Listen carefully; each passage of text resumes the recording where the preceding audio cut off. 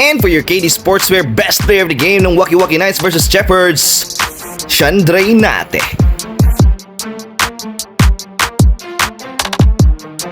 Crucial game between these two teams. I think this is the battle for the second place.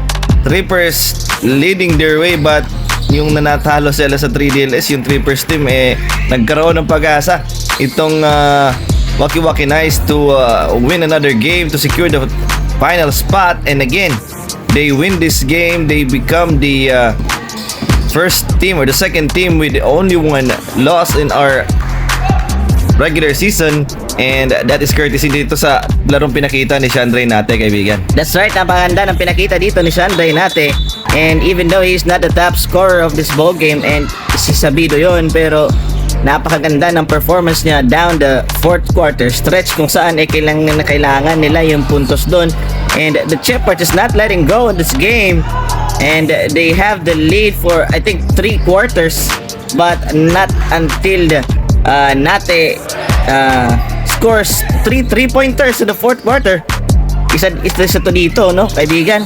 Tatlong 3-pointer ang binitawan itong ni Nate to make their lead even go bigger in the fourth quarter, which is the most important part of the game. And that results to a win para dito sa Wacky Wacky Knights, kaibigan. Tama ka dyan. And the other side or the other team naman, si Reyes naman ay kumana ng almost 26 points.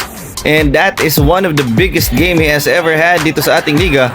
And congratulations sa kanila, pero Wacky Wacky Knights will still win the game, leading by Shandray Nate, the best player of the game.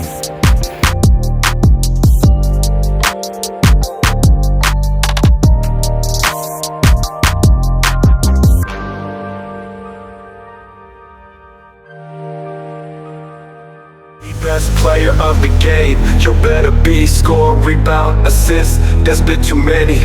KD, best player of the game, you better be. Greatest highlights of the game should be